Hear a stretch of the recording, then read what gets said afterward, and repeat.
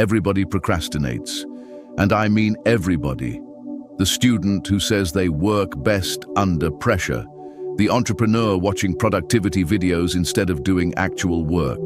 The guy who opens YouTube for 5 minutes and somehow ends up watching conspiracy theories about Atlantis at 2 a.m. Procrastination is deeper than laziness. That's the first thing people get wrong. Procrastination is rarely about not wanting success. Most of the time, it's about avoiding discomfort. The discomfort of starting, the discomfort of failing, the discomfort of not being perfect. And the crazy part, the more important the task is, the more likely you are to avoid it. So in this video, I'm not going to give you fake motivational nonsense like just wake up at 5 a.m. Just grind harder, just stay disciplined. No, I'm going to give you real strategies that actually make procrastination harder to fall into. Firstly, your brain is dying from too many decisions. Here's something nobody tells you. Every decision you make drains mental energy, not just big decisions. Tiny ones too. What to wear, what to eat, whether to go to the gym, whether to reply now or later, whether to start now or start after one more video. And by the time you finally sit down to do the important thing, your brain is exhausted. That's why procrastination often feels weird. You'll spend 2 hours doing random nonsense, but somehow feel too tired to do one important task. Because your mental energy got wasted on garbage decisions all day. Successful people understand this. That's why many of them simplify their lives aggressively. Same routines, same schedules, same habits. Not because they're boring, because they're protecting their focus. Think about it. If every morning starts with, "What should I do today?" you've already lost. Your brain immediately enters negotiation mode. And once your brain starts negotiating, procrastination wins. So instead of deciding things during the day, decide them before the day begins. Pick your gym days in advance, prepare your clothes the night before. Decide your most important task before sleeping. The less your brain debates, the more your brain executes. And honestly, a huge percentage of procrastination disappears the moment your life becomes more structured, because chaos feeds procrastination. Secondly, finish tomorrow before you sleep tonight. Most people wake up reactive. They open their phones, check notifications, scroll social media, reply to messages, and suddenly the day is controlling them. That's dangerous, because if you don't tell your day what matters, the internet will. One notification becomes 10, one distraction becomes an hour, and suddenly your important goals are pushed aside again. That's why one of the most powerful habits you can build is this. Before you sleep, plan tomorrow.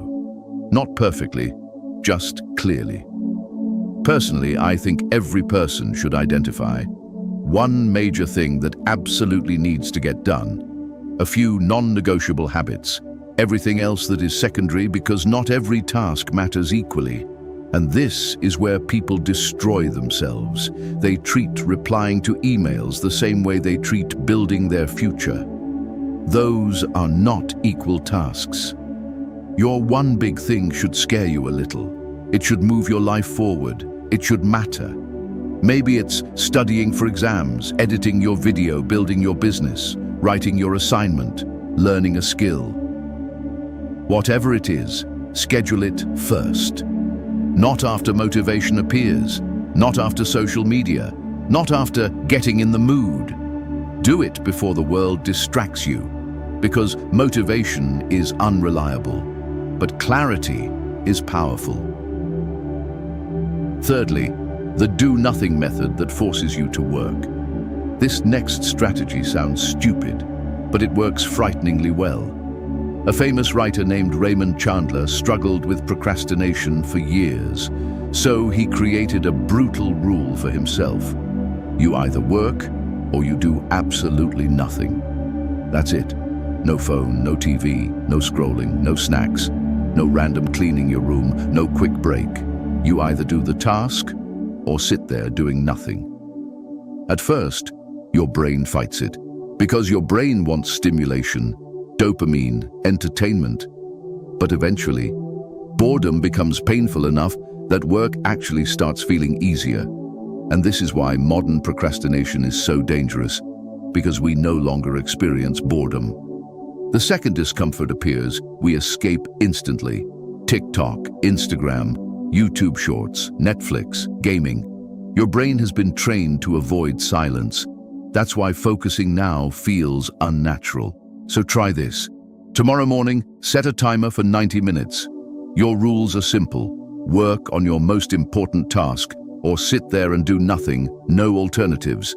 Eventually, your brain will cave, because humans are terrible at doing absolutely nothing. And once momentum starts, focus becomes easier. That's another thing people misunderstand. Motivation usually comes after starting, not before. Fourth, your environment is secretly controlling you. People love blaming themselves for procrastination. I'm lazy. I have no discipline. I'm weak. Meanwhile, their phone is vibrating every 6 seconds. Listen carefully. Your environment shapes your behavior more than motivation ever will. If your workspace is full of distractions, you will procrastinate. If your phone is beside you, you will check it. Not because you're broken, because your brain responds to cues. That's how habits work. And honestly, modern apps are engineered to destroy your focus. Every notification is competing for your attention. Every app wants dopamine from you. Every platform wants more screen time. So if you're serious about beating procrastination, you need friction. Make distractions harder to access. Put your phone across the room. Turn off notifications. Log out of distracting apps. Use website blockers if necessary. One thing that changed my productivity massively was making distractions inconvenient. Because discipline is unreliable.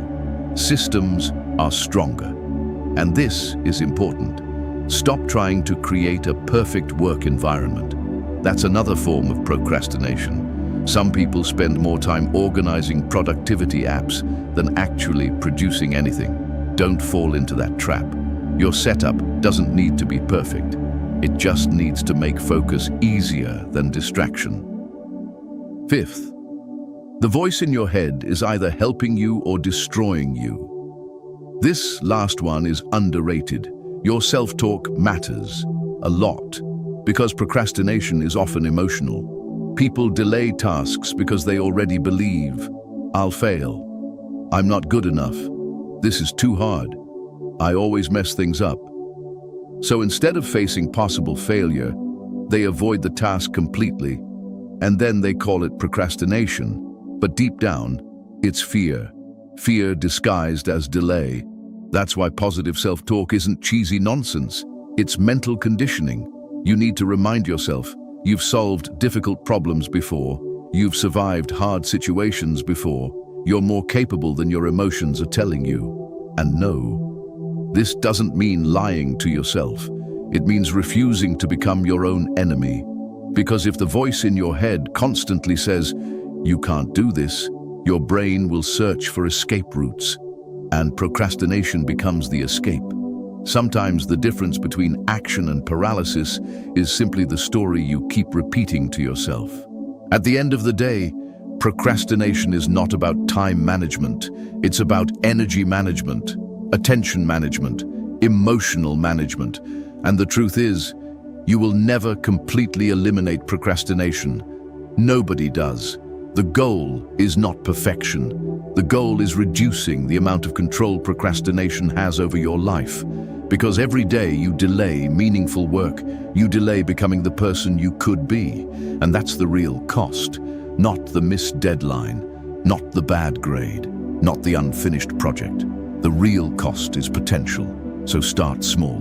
Reduce decisions, plan your days, control your environment, and most importantly, start before you feel ready. Because waiting to feel motivated is one of the biggest procrastination traps ever created.